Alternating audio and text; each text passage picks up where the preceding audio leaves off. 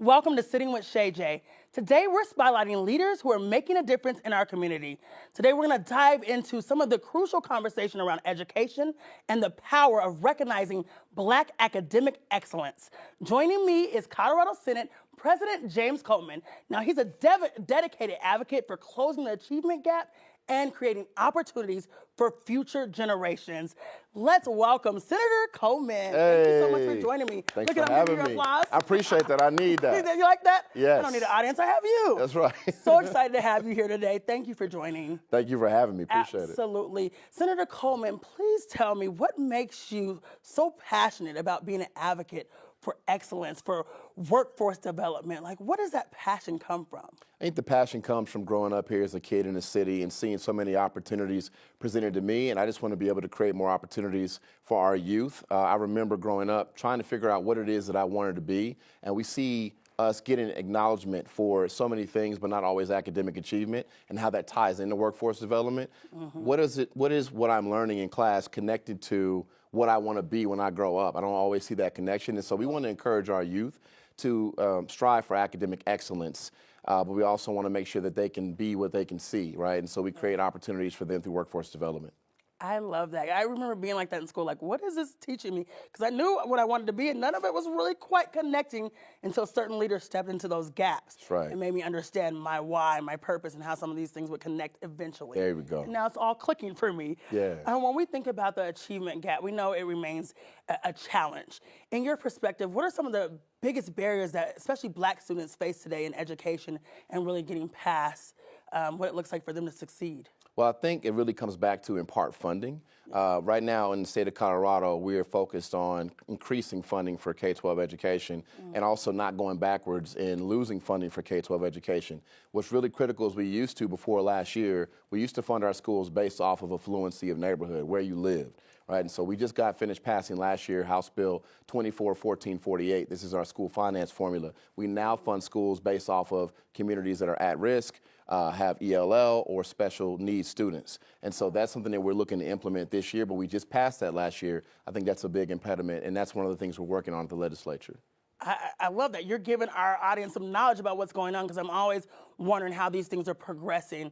When I'm looking at you really being a part of this Black Student Excellence Ceremony, can you tell me why this is so important and what this initiative is all about? Well, thank you for the question. So I got to give a shout out to my main woman, Brittany Joyce, who was her vision for Black Student Excellence Ceremony. And so ultimately what it was acknowledging our students for their academic excellence. They're beautiful inside and out. We want to make sure that we tell them it's important that you strive academically. And if, let's say, for instance, you are an athlete, you can't even play a sport if you're not eligible academically. So these are really important pieces. So what the Black Student Excellence Ceremony is an event we had last year, our inaugural event in June 2024.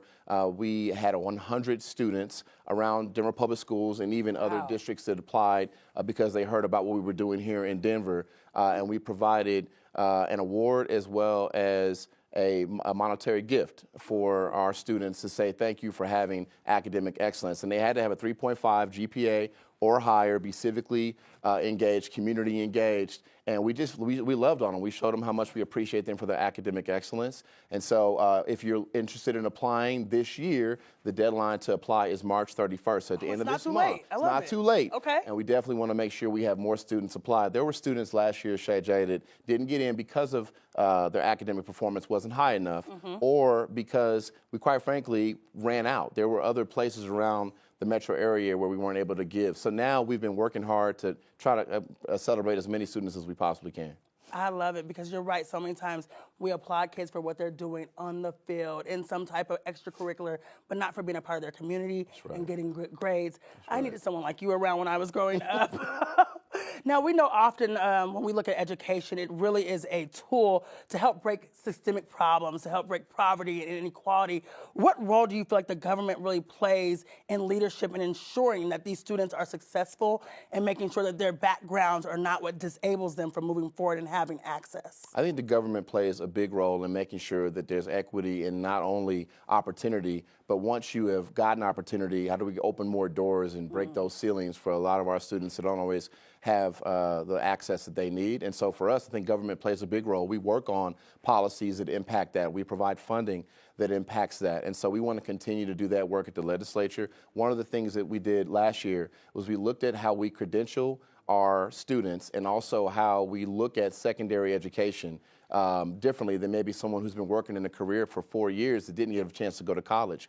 How do we mirror that? We've looked at models across the world. We've traveled and seen how other models work. And so we really believe it's important not only to support our children academically, but at the state level, what can we do to create opportunities for them to have apprenticeships and internships and work in those fields so they know what they want to do, what they want to be, and what they want to study when they do get to college. I appreciate the work that's being done.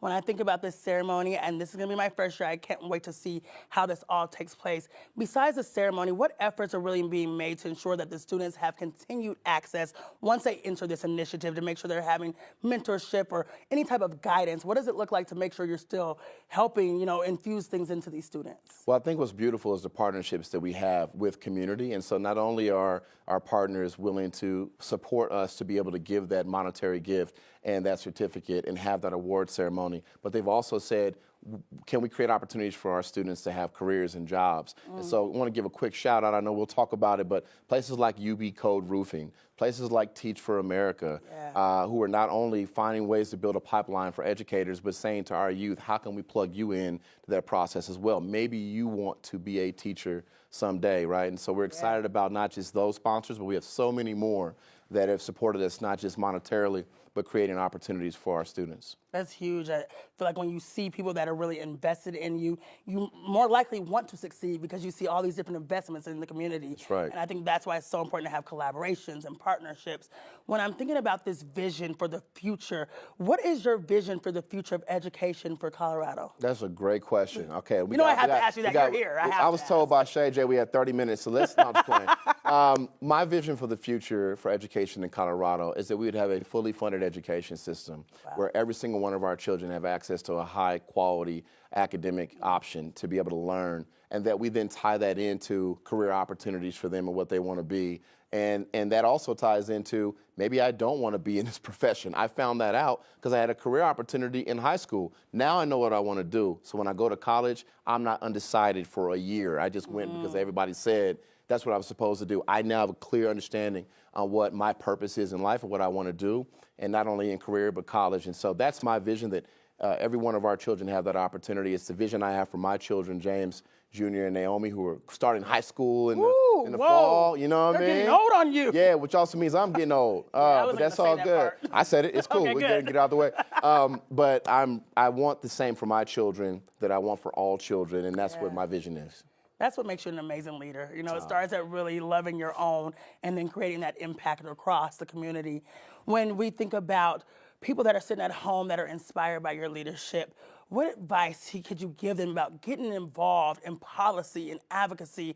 Because a lot of times people don't know what step to even make to get involved. Yeah, well, first of all, I think it's important you just reach out to your elected official. And if you're wondering at the state level, go to coleg.gov, coleg.gov, and you can look up who your elected official is by your address. Reach out to them. Remember, we just asked for your vote in November, and now we ain't gonna see you for 2 to 4 years. No, we got to see you. Call us, email us. We'd love to connect with you. In particular, when it comes to the members of the Black Caucus, I want to give a shout out. Last month was Black History Month, but this month's Colorado Women's History Month, and we're super excited about acknowledging that out of the 8 members of the Black Caucus, we have 5 who are Black women.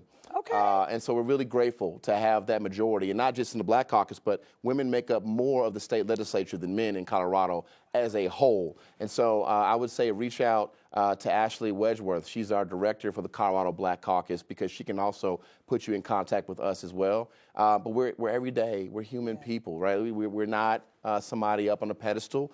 Please feel free to reach out to us and engage with us, because we want to hear from you, how we can engage with you.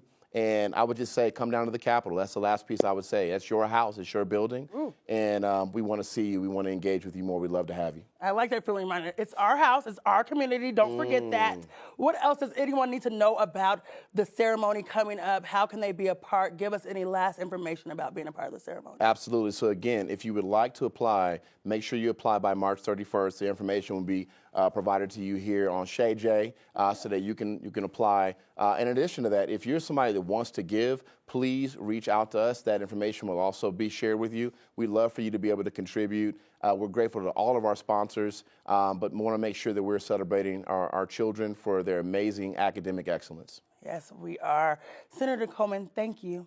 Thank you so much for sharing. Thank you for your leadership, your vision.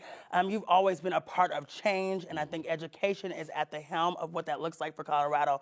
Thank you. And for those of you out there, remember, when we invest in students, we invest in our future, we invest in our communities. To our viewers, change starts with awareness and then action, whether it's supporting education initiatives, mentoring young leaders, or advocating for policies that expand our opportunities.